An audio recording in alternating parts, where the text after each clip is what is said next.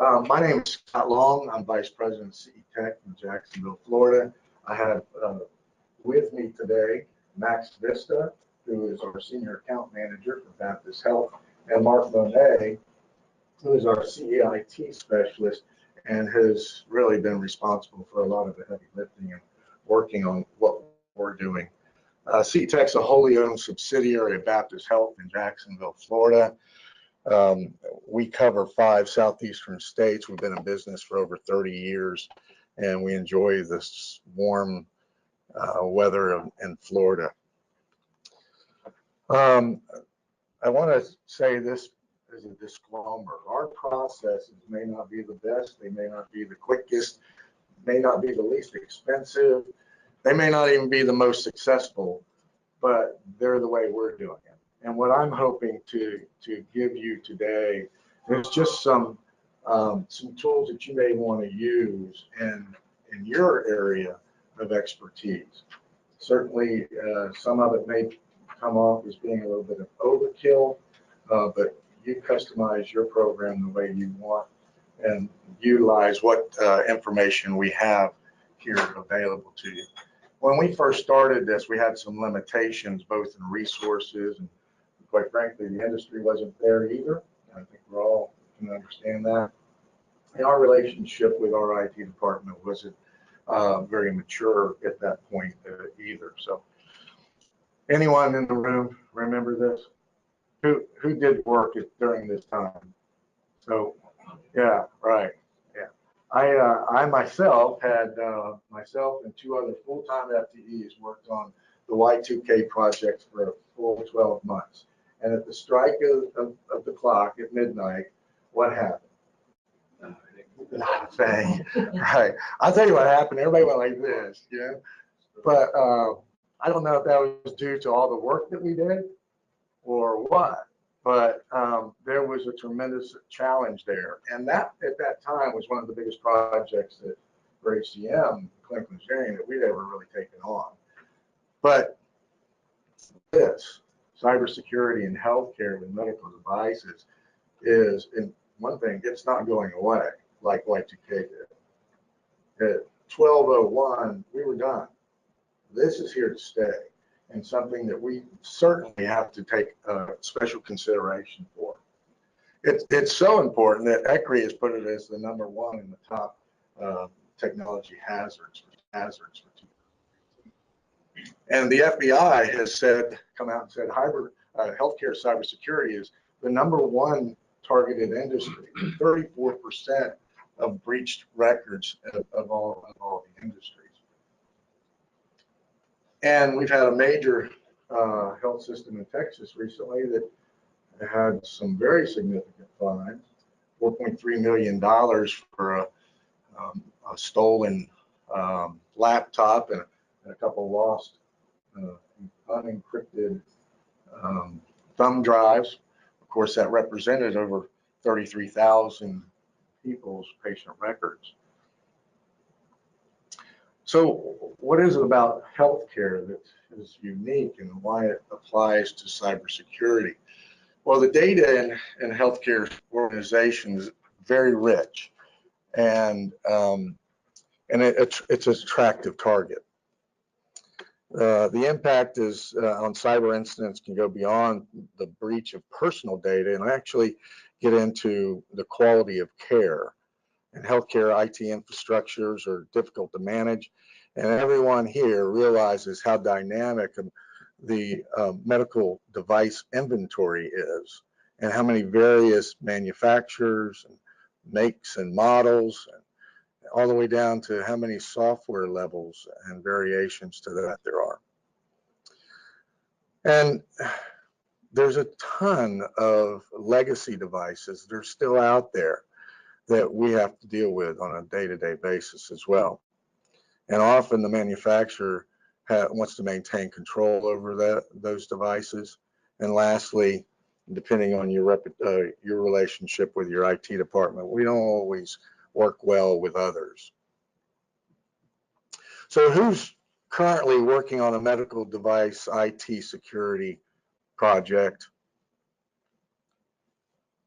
I would expect more than that. So who's planning on doing it in the future? And I guess the ones that didn't answer, raise your hands, it really just thinks it's over exaggerated and you're just not really don't care, right? Well, so let me ask you, has anyone had problems getting funding, getting resources, getting education, getting tools, getting blah, blah, blah, blah, blah, blah, blah, right? Yeah, it's real hard to sell this in many cases. It wasn't for us, and I'll share a story with you and the reason why. But to try the funding and get positioned in order to do this type of work can be a very big challenge. The bad guys outnumber the good guys, and only the guys can afford the high-end talent. This today is for the rest of us. For those kind of the boot ground perspective, the blue collar work, that basic fundamental, if you will. We're not going to talk about the Internet of Things, and we're not going to talk about networks. We're going to talk about device level assessment. So if we're looking at a total device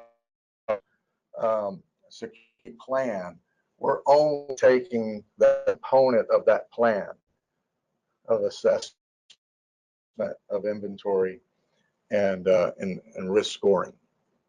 And like any house or any building, you want to build that on a sound foundation of concrete and bricks and mortar. So last year I returned from Amy with word that we had a security breach in our EEG department. And at the time they were copying patient studies onto hard drives. And one of the hard drives got missing. And that particular hard drive had over 670 patients on it. That's an important number, by the way. And the practice of copying these patient studies onto hard drives was not only in that one department, but it was across 5 hospitals that were all doing it the same way. And there was really no controls. There was no inventory. The reason there was no inventory because these were computer workstations. We had all the devices tagged, and we thought that IT had all the computers tagged. Well, IT obviously thought that we had them all tagged, and guess what? None of it was tagged. So almost 50 workstations that we had to go back and immediately start doing some work on.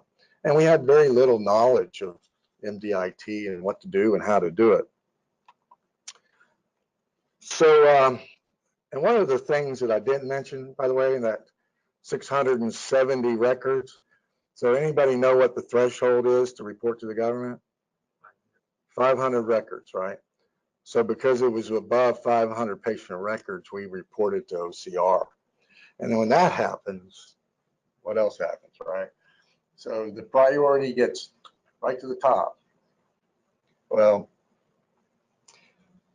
IS called in a consultant, and they sent out some surveys.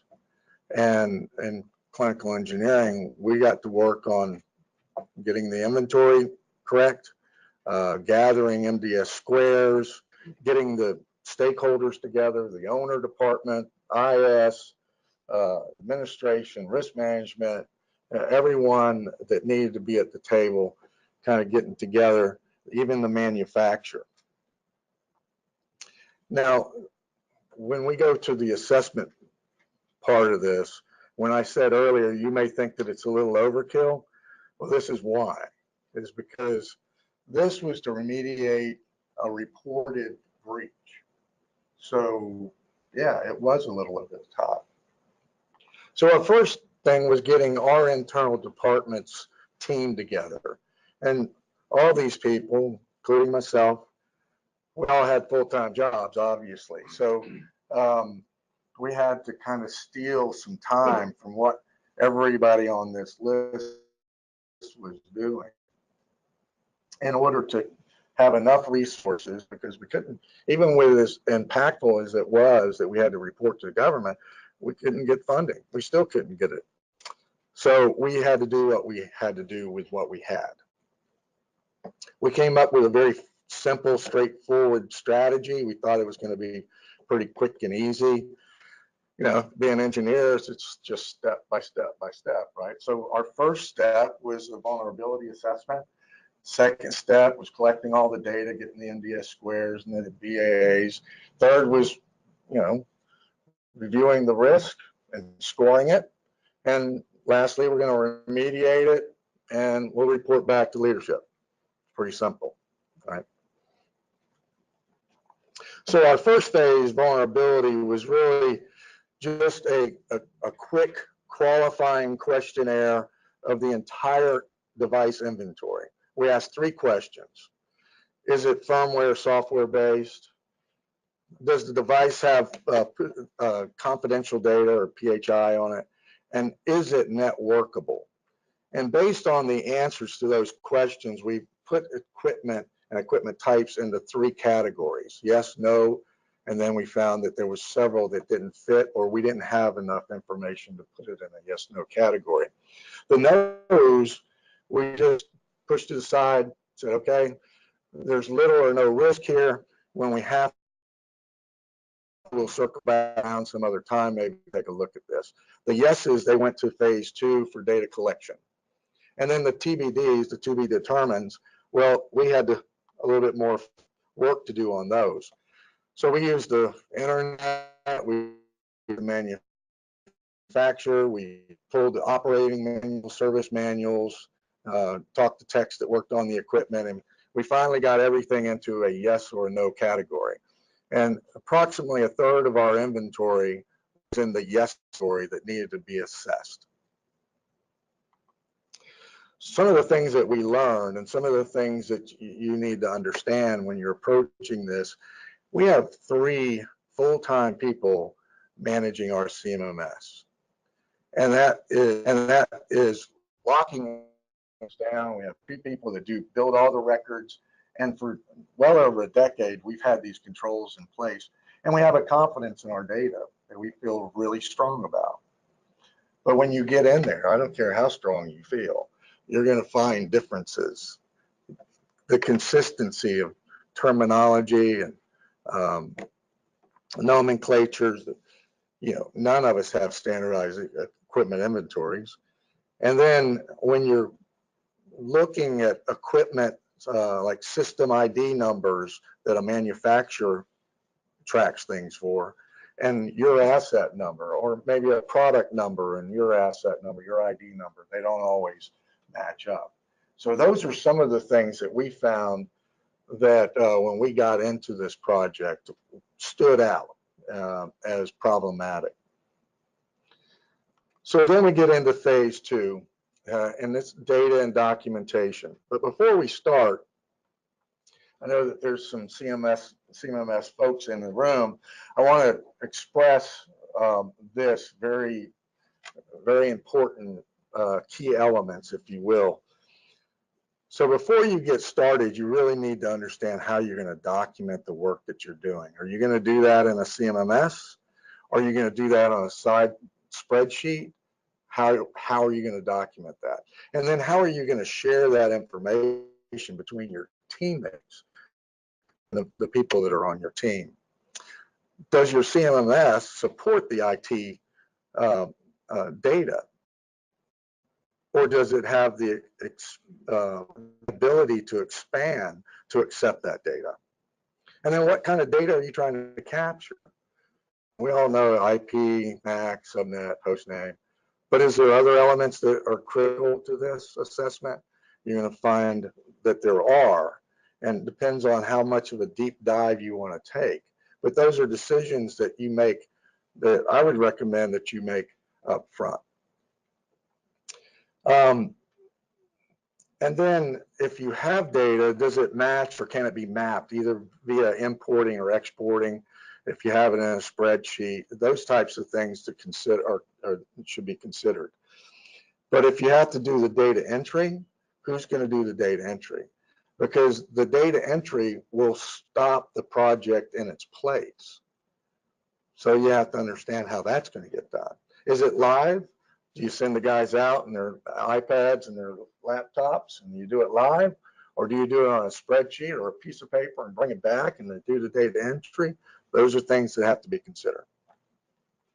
And all this information that's getting put into wherever you're putting it, can you report from it? Can you report progress from it? Can you appropriately report progress from it in a presentation that you would share at the C-suite level? Because that's what they want to see. They don't want to see the detail. They don't want to see how many devices or equipment types, or no, they want to see a nice little dashboard, graph, boom, boom, you know, X amount percentage done, X amount not, that kind of thing. So let's talk a little bit about the BAA and the MDS square, because those are documents that you're going to have to get. And for us, we had our department secretary. She was assigned to do this type of work, and she tracked it. Now, the discrete data elements, the IP address, MAC address, all that stuff, that was done by our biomed team, our CEIT guys. And that was, by and large, boots on the ground. So what is a BAA? For those, go quickly through this, but a business associate is a person or entity that's in your organization doing work on your behalf that has access to PHI, in a nutshell. And with that access to PHI, the business associate needs to be and required to sign a business associate agreement. This is a legal contract between that vendor or entity or that person with your organizations, stating that they understand HIPAA and that they know their responsibilities. So the way we approached it was we only concentrated on devices that are in manufacturers that had devices that held PHI, period. Initially, I think we thought that we had to get a business associate agreement for every manufacturer and vendor that did business with us. But that quickly went to the side when we saw what kind of workload that was, and besides, it just wasn't required. It is important to track this, though, in your CMMS somewhere. So we had our privacy office give us the latest BAA. We sent it out to what we had for our manufacturers and the models that were represented, and we sent it out via email so we could track it. Now, what happened? A large percentage of those either didn't return or they went to the wrong place. So we had to update our contact information and resend it. And we sent it 3 times. And after the 3rd time, we developed a form letter from our legal office and sent it certified and asking for a response. And then anything that was returned that was not the original document that we sent them, if they made changes on it, made any kind of changes at all, or if it wasn't acceptable, then we forwarded that to our privacy officer and our legal department to deal with. And the next documentation that we had to gather was the MDS square. The MDS square, the manufacturer's disclosure statement, the manufacturers have this available. You have to go and get it typically, and there's methods to getting it. But this is really the critical document that you're going to use for your assessments. And it's important to note that these are items that the MDS square needs to go down to the software level, not manufacturer, model, software rev level. And you can get this by contacting the manufacturer. You can get it online in the OEM's websites. Third parties, local sales and service guys may be able to provide some of this information for you. And MDISS community, they have through MDRAP, you can go and sign up, and they have a lot of this information available to you, as well as some of the security assessment questionnaires and their process in which to score devices. At this time, I'd like to ask Mark to stand up and go through some of the more discrete data elements that we're capturing and some of the work that we're doing there. Mark? So as Scott mentioned, I'm more of a boots on the ground kind of person. I collect MBIT relevant, security relevant details for each medical device. I'm out there doing remediation and completing our security assessments. So one of the first things that we needed to do was build out or modify our CMMS to be able to document the information that we needed to document. And we did that, and I'll show you some screenshots of what we did. We used we did some research, and we identified there were some device properties that we needed to gather for each device. We'd like to gather all these things. We sometimes can't, but we'd like to gather all of these properties. And we work with vendors, contractors.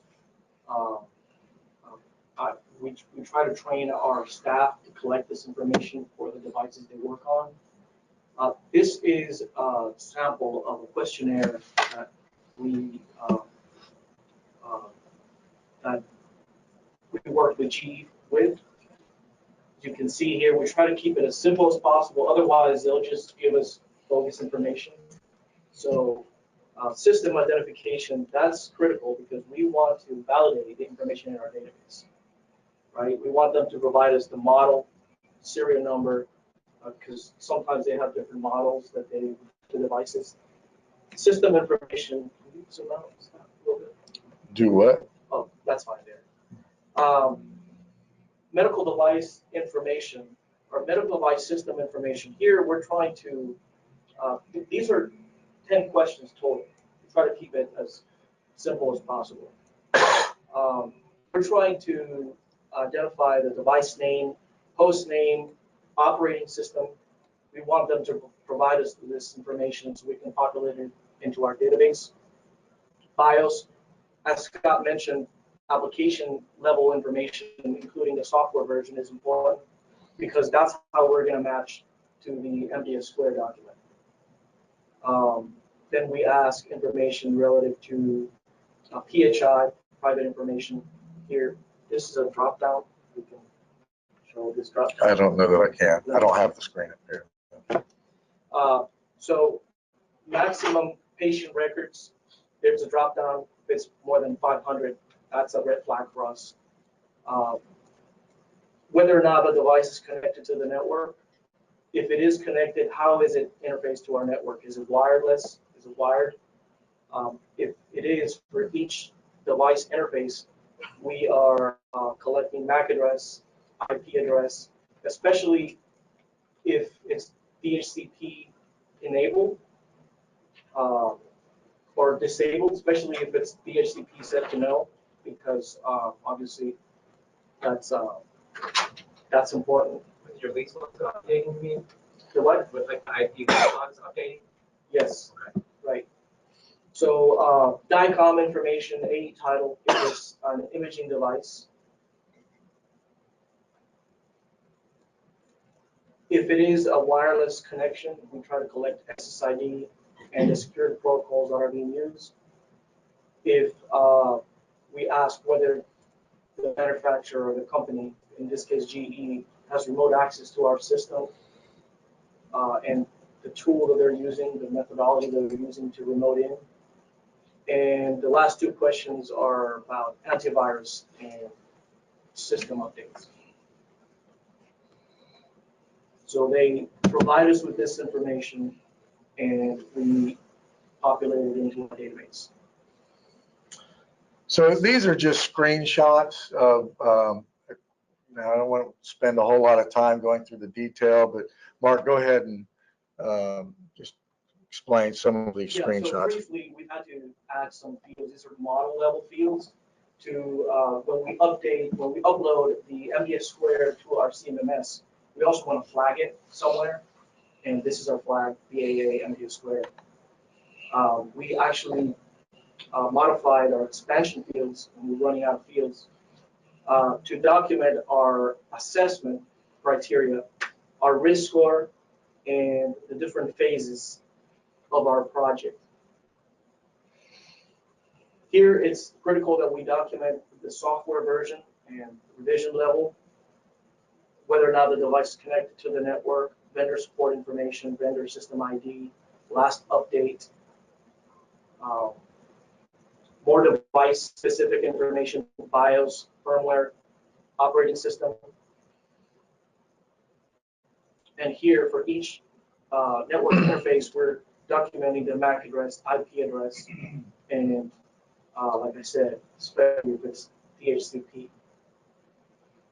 And we also have some expansion fields that we document anything that we don't have a field for. Does Yeah. that include devices you might be connected to, so you know what the string is? Right. So that's kind of the data collection component, if you will. And that really is obviously important to take to the next step in risk assessment. And the next few slides, we'll go into some of how we did the risk assessment and some of the scoring, and then follow-up score and eventually remediate. So with that level of data, so you must have then a procedure for your staff with all the updates that are going on. Yeah. Touch each record, validate. Yeah, so what we didn't want to do was make multiple attempts at one device. So we're trying to capture as we can at the time we're in front of it. So yes, we have forms, and we have a lot of training going out to our staff and the vendors. We sat down one-on-one with vendors and educated their staff, their service folks, with an expectation of what they were going to do for us. When we gave them the form, we asked some of our larger vendors to help us develop that form, so it was a little bit easier to use for their staff, so we could capture that information. So for us to come up with a risk score, we utilize data that's coming from the MDS square and risk questions that were supplied to us by our IS security architect. And for those who haven't, I don't know why I keep on getting that. Can you see that? No, you can't. This is again. It's everybody here seen a MDS square form. It's filled out and it's in its detail. I apologize for that. This wasn't working earlier either. Now this is actually our risk assessment questions, and I'll don't. Yeah, so obviously the goal of all the data collection that we're doing is to complete the assessment, right? And we work with our system architect to come up with these criteria. There's 15 of them, and they're pretty broad stroke. They touch on different aspects at different levels of the CIA triad: confidentiality, integrity, and availability. So you can see physical security, network security, antivirus, media handling, encryption both at rest and in motion, disaster recovery, insecure or outdated components like Windows XP, information security updates, whether they're applied regularly or not, monitoring of device use, that's monitoring of on a regular basis for abnormal user behavior. And also we want to have the MDS square form on file, and we want to review it in order to, the MDS square has a lot of information that we want to have on file. PHI is something that you would find in the MDS square, and if it does contain PHI, handle PHI in any way, does the manufacturer have access to that data? And if they do, then we would need a business associate agreement signed. So once we go through these 14 questions, there's a logarithmic calculation that comes out with a final risk score. And the high risk scoring is from 12 to 23. Right, so once we answer all these questions, we get a score. And not all the answers are weighed the same. So, for example, encryption at rest is a big deal. So it's weighed more heavily than the rest. So once we identify high or critical devices, then we move into remediation. That is the goal of that assessment, is to identify the high-risk devices so we can move immediately into remediation. And once those are identified, then we fill out even more information. We dig into more details about that device or system. And the MDCTS form is a form that we fill out It's not showing. to communicate with our system, our security team. IS security team is not shown. The MDCTS form is not shown. So it contains information about how the system is interfaced, whether it's client server configuration or mode of operation, whether it's standalone system, whether it needs to connect to the internet in any way to operate. The CIA triad. So that's important. We go into details about how that system maintains confidentiality, integrity, and availability. Some of those devices don't even have the capability to authenticate users. So it's designed with availability in mind. So the confidentiality controls are not there, basically. And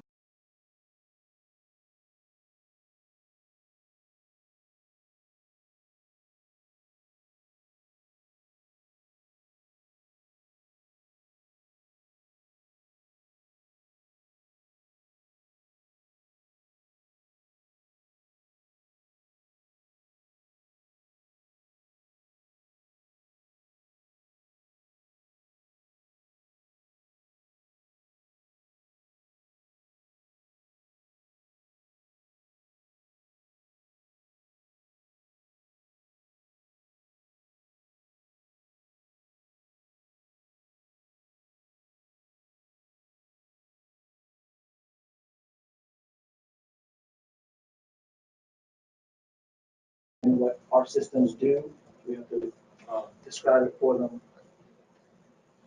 And if you I can't get to that. can go to the entity level.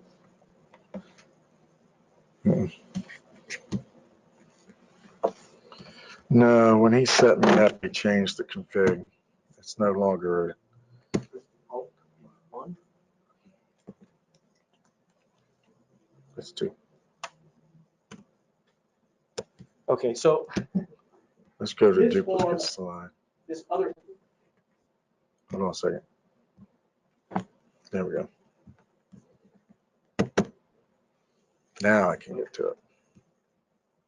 Entity level. so these entity level controls are enterprise level controls, IS level controls. We basically don't have much input in here. They are related to network management, governance of the IS enterprise. So they fill this out, basically, and they rank themselves here at the very bottom. So they're doing very well with all the controls. Then this is where we come in, and I think there's 90 controls here.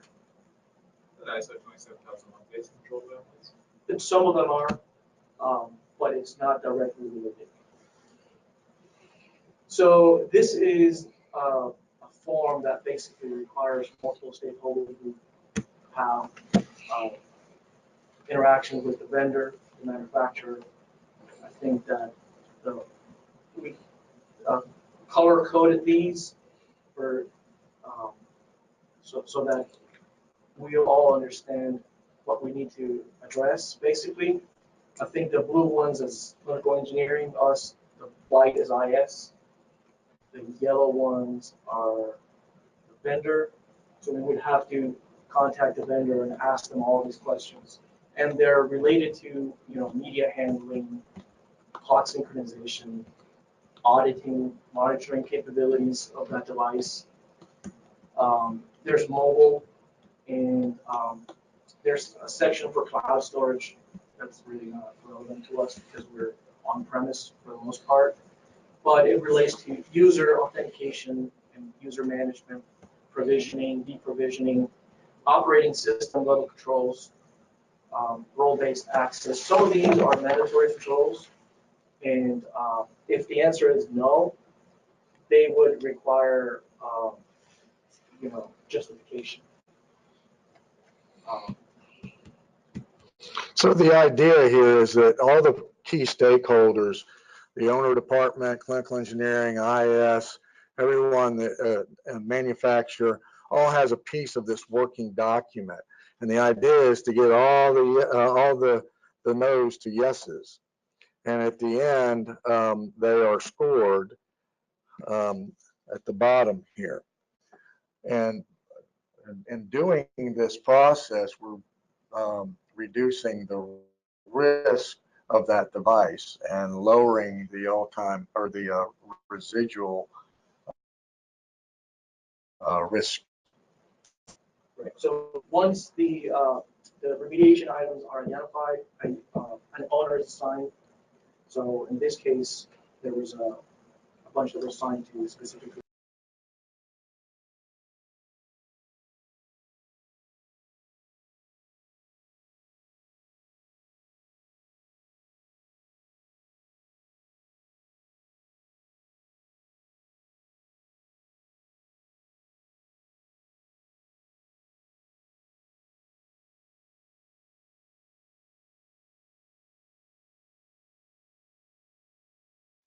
Work with whoever they need to in order to lower that score as low as possible. And once that's done, but if you go into the remediation, you have to. Does it show? Yeah. So in the EEG case, we had to replace, as you can see, this is a spreadsheet that I use to track our progress, and we had to replace almost half the inventory because they didn't meet the criteria for encryption at rest. So Windows 7 Ultimate was our target operating system, and they needed to be replaced. Also, we needed to install Windows updates, antivirus on all of them, change the password, and do a couple other things. And as you can see, we use this sheet and track our progress. This is just a snapshot when we were at 40%. And after all that was done, the information was entered into our CMS. And our score, our initial score, was lower as much as we possibly could lower it to. And we eventually got a residual score, which was acceptable. And that really was, and that really depicts what we did and reporting back to OCR, which they accepted. So would you do that for every device? I guess that's up to you, but certainly if it's in the high risk score, then you're starting to assess it a little bit more, and you take a deeper dive, and then you continue to dive until which time you can either bring it down, remediate it down to an acceptable level, or in the next case where we're going through a severity of harm and risk of harm. Yes, ma'am. I think all this is really great. Really touched on all the aspects of this assessment. I guess my only comment is this. It takes a tremendous amount of work to this is really kind of recreating the real.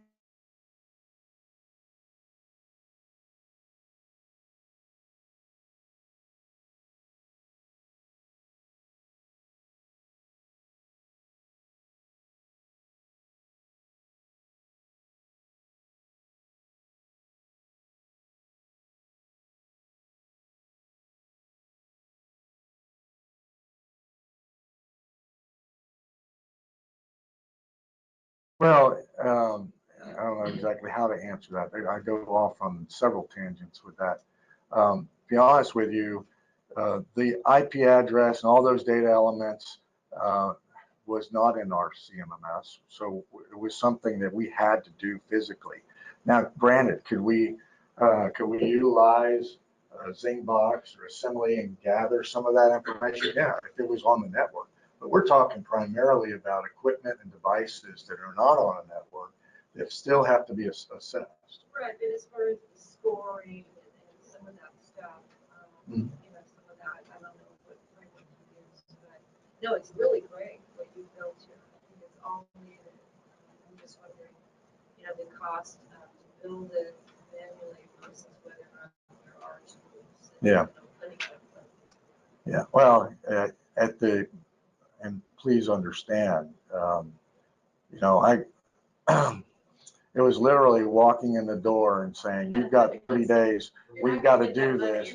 I didn't have any choice in what we were and how we were going to do.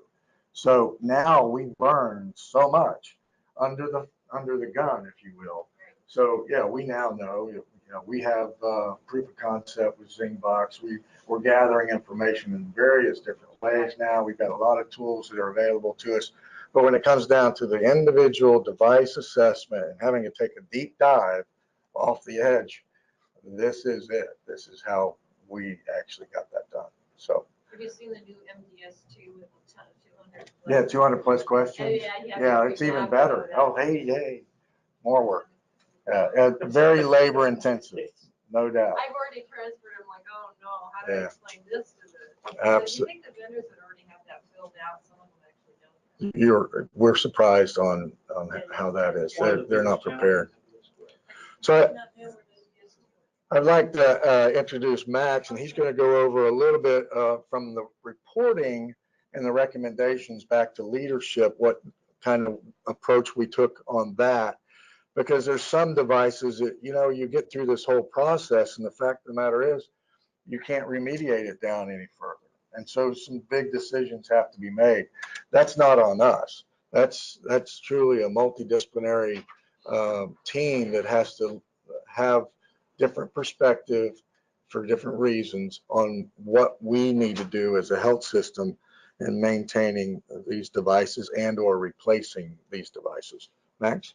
So after completing your assessment and remediating what it is that you can, it then moves us into phase 5, which is the reporting and recommendation phase back to leadership on what effectively the risk equates to and what it is they're willing to accept and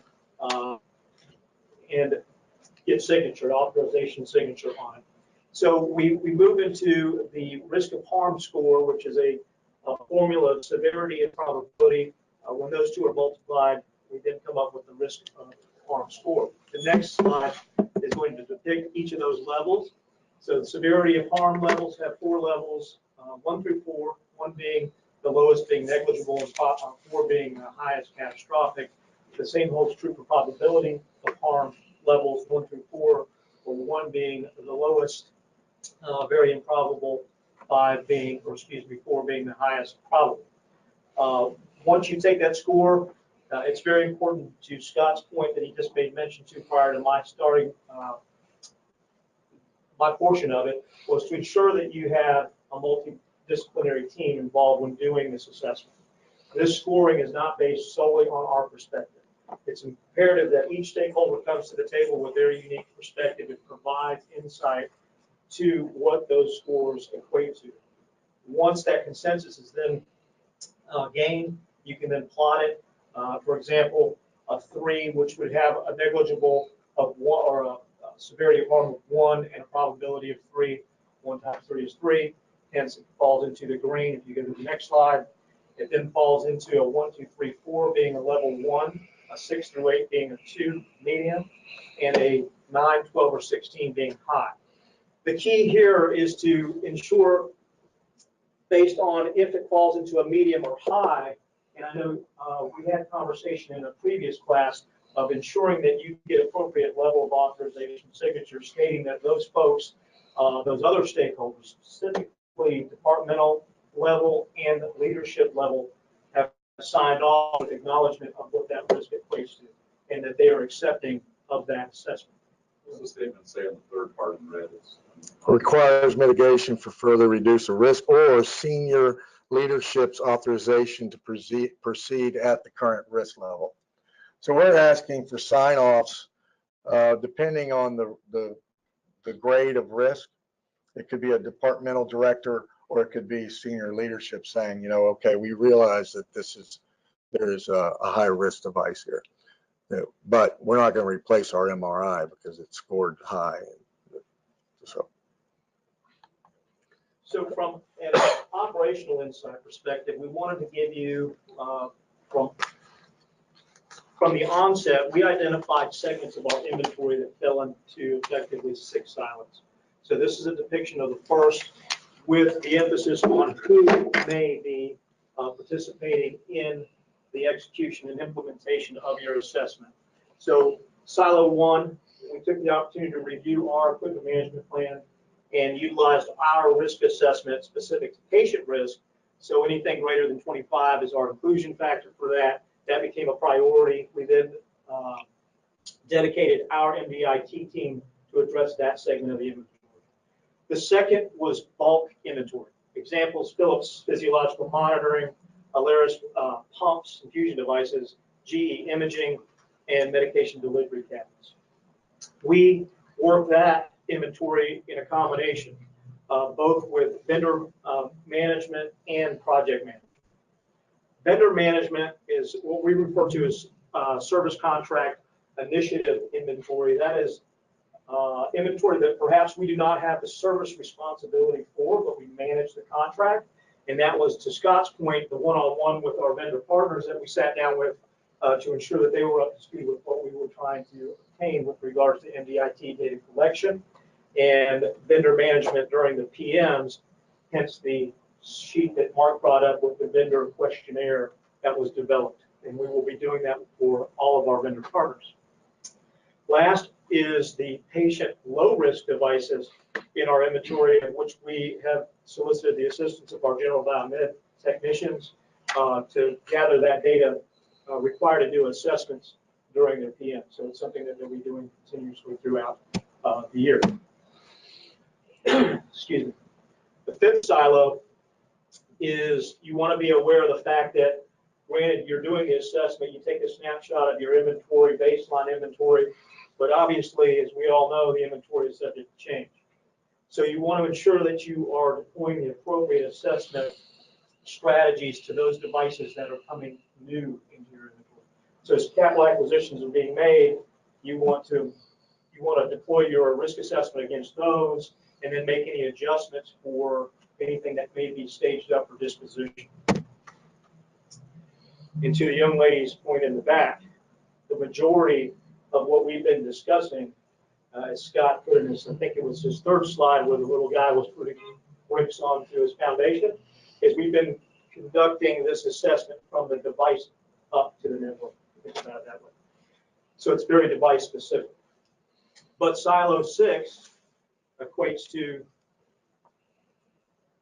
scanning and device vulnerability scanning tools like ZigBox or Simile, where you're doing that assessment and data gathering from the network down to the device. So the goal being is you have people working it from device level up, and you have people scanning it and monitoring it from the network down. And eventually you'll fill the gap and you'll have a full-fledged assessment, not only at the network level. This slide is just information specific to things that you may want to consider when you were stepping into, if you already have not, and things that we experienced during our journey, and things that are considered to be miscues. So Just walk through them very quickly. Do not wait to move to phase. Phase 1, 2, 3, all sequentially. It's all going to be running together simultaneously, and you have to make sure your team is aware of that. Do not wait until you have all the data elements for each device. Do not wait until you have assessed each device in a particular inventory. Don't wait until you have the MBS square, and you don't necessarily have to have the BAA.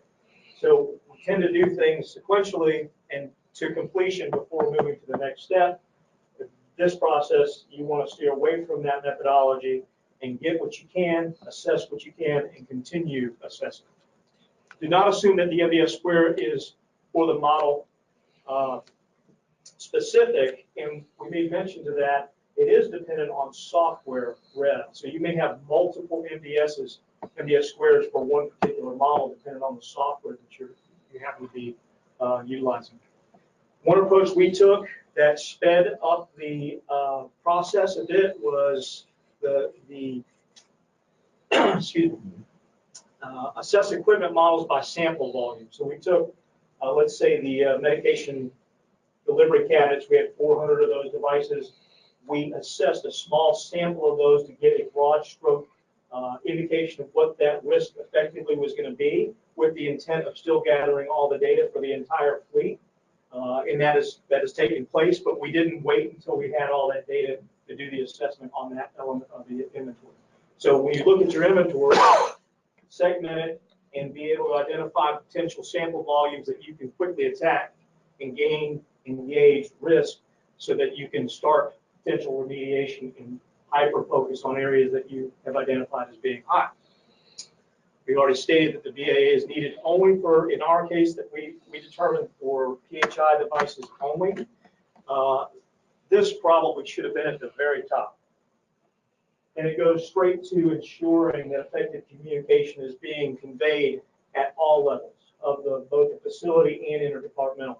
So if I take it some of you have worked on national patient safety goals and things of that nature where they've asked clinical engineering to participate, like alarm management, this kind of thing. So the initiative behind that was ensuring the standard stated that everybody within the facility had to be aware of what that equated to and what their role was. The same holds true to this type of assessment, specific to cybersecurity vulnerability. Everybody at all levels have to be aware of how critical and urgent the need is to address this. And that communication is not just interdepartmental. So that's a key element for getting and gaining support and ownership when you get to those meetings, and at Scott's level when he's reporting up to senior leadership. We just talked about equipment, static equipment inventories, noting that they are in fact not static, that they are ever changing with new incoming devices and devices that are staged for disposition. Startup and implementation can be excessive.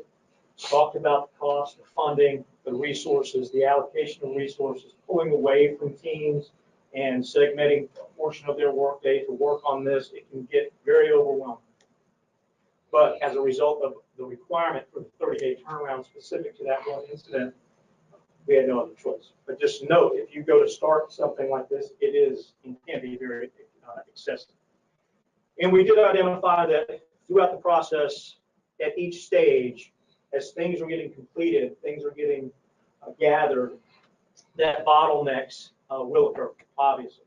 So when you're taking that approach that everything's happening simultaneously, just note that that information is going to be flowing simultaneously.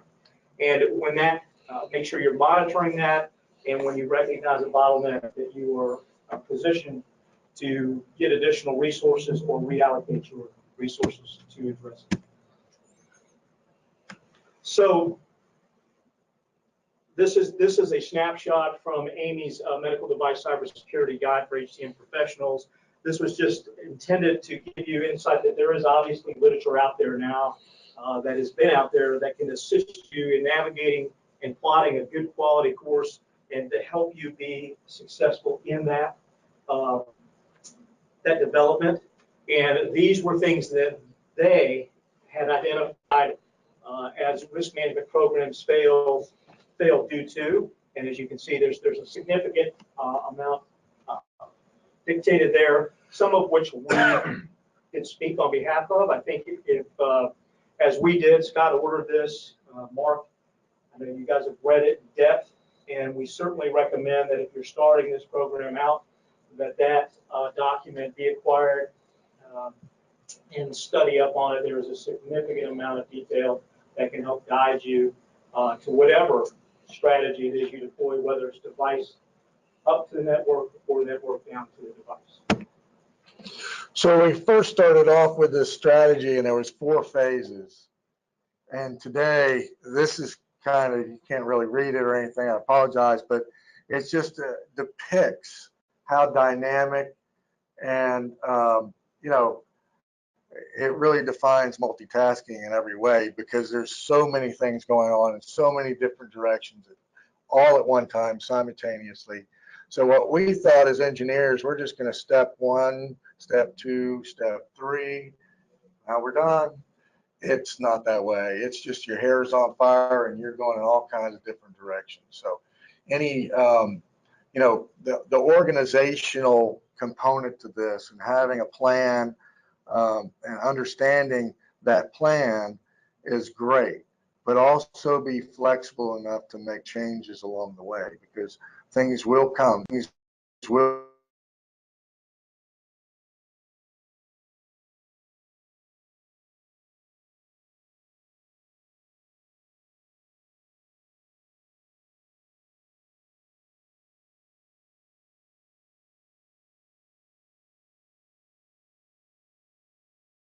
come. And